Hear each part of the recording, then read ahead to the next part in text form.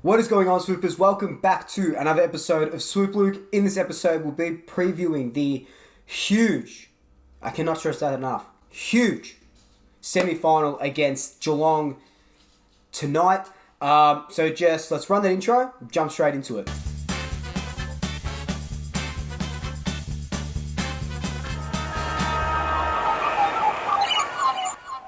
Before we do jump straight into it, throw a party because I have been streaming on Twitch finally. Crash Bandicoot, really enjoying it. I'll probably be streaming around the time that this video comes out if you're watching it. Definitely before the game and definitely on Sunday. I can't wait for that. So follow me on Twitch, Swoop Luke. I'm really close to 100 followers on there, so I'd really appreciate it. Also, as well, Instagram and TikTok, Swoop Luke. So coming into this game, the Cats lost their first week against Port Adelaide. They lost by about 16 points. The Cats were keeping themselves in it, but it was their inaccuracy that really cost them in the end, hitting 12 behinds. But, credit to Port where it's due. They had such a great game and all their players stood up, and the Cats just didn't bring it the first week of finals. But we know that if they lost, they were getting the second chance, and everyone thought that they would play the Eagles the next round. But we're here because we had such, I was going to say fantastic, but it was better than fantastic, marvellous, extraordinary, incredible game against the West Coast Eagles last weekend. Obviously, we beat them by a point, so our form going into this game is really good.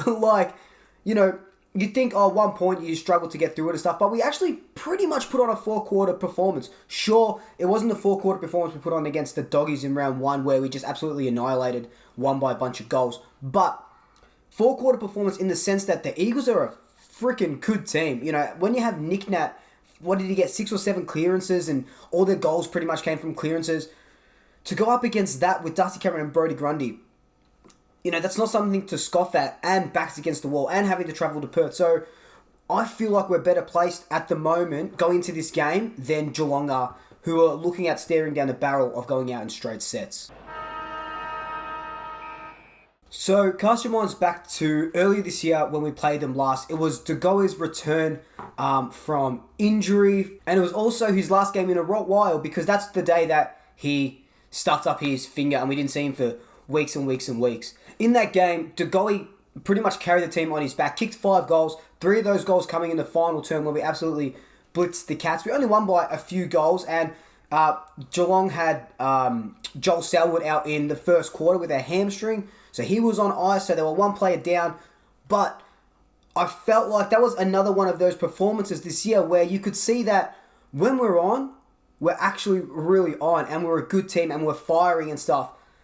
Sure, we dropped a couple of games after that, but that Geelong game was just the, not the epitome, but it could just show you what we're able to do, like I said, when we're firing. And that game, we won that without Howe. We kept Geelong to 5 goals.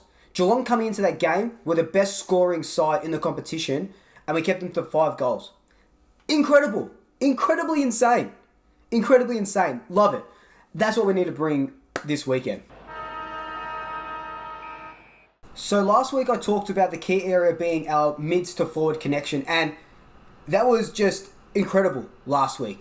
Sure, we did go at under 40%, I'm pretty sure, for inside 50s to shots at goal, but we were hitting targets more. Our set shots were, I think we kicked 8 goals straight as well. So I'm not too worried about that mid to forward. Yes, there's always stuff that we can work on. Yes, we can get better at it, and that is another area for concern, but I'm happy with the progress we were making from last week, and I think we can bring it in this week. What the matchup I'm looking most forward to, Jordan Roughhead, Tom Hawkins. Of course you know what's coming. So last time we played, Jordan Roughhead kept Tom Hawkins to 0 goals. And Tom Hawkins, obviously he won the Coleman medal. He's the main focal point in Geelong's attack. They know how to get the ball to him. They know to create space for him. Jordan Roughhead is going to have his work cut out for him.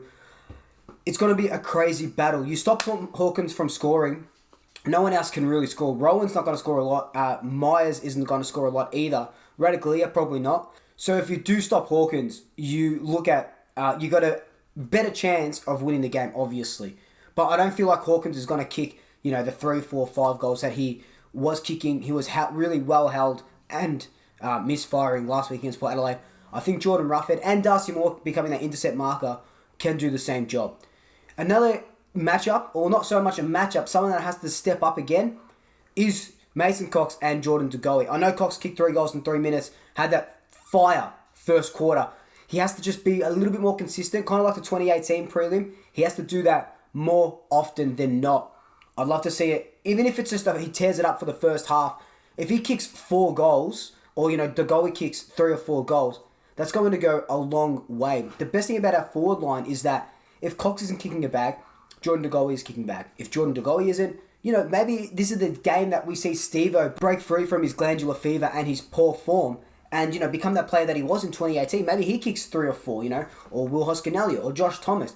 These are the things that are going to go we just need to tighten up on these things, this forward line, this mid-forward connection, players kicking bags. Or, sometimes we don't have to rely on a guy kicking 4 or 5 goals if we're going to have our midfielders kicking goals, which is not something that they really tend to do this year, but they did a lot of in 2018. So there's a little things like this where we could just tighten up a little bit and it'll go a long way to winning this game. Another thing is a key area for us that we did last week that we need to bring into this week is that dash and dare.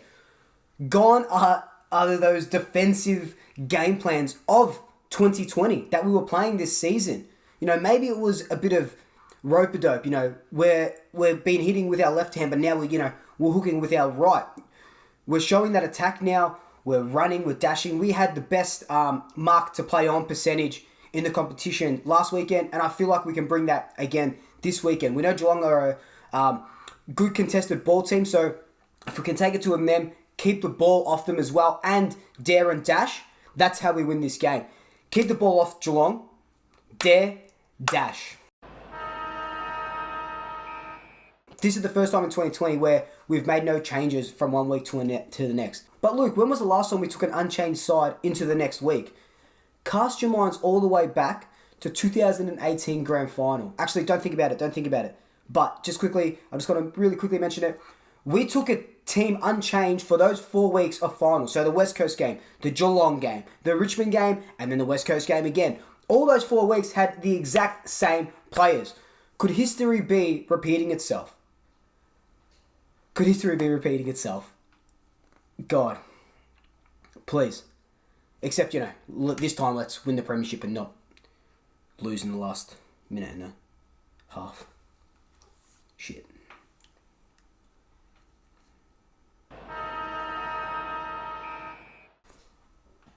I feel like we're going to win. And I don't feel like we're going to win big. I feel like we're going to win okay. I'm predicting the Pies by 14 points. Just enough that, if Geelong want to come back in the last term, they have to kick 3 unanswered goals. My big call is that Steve-O is going to kick 3 goals.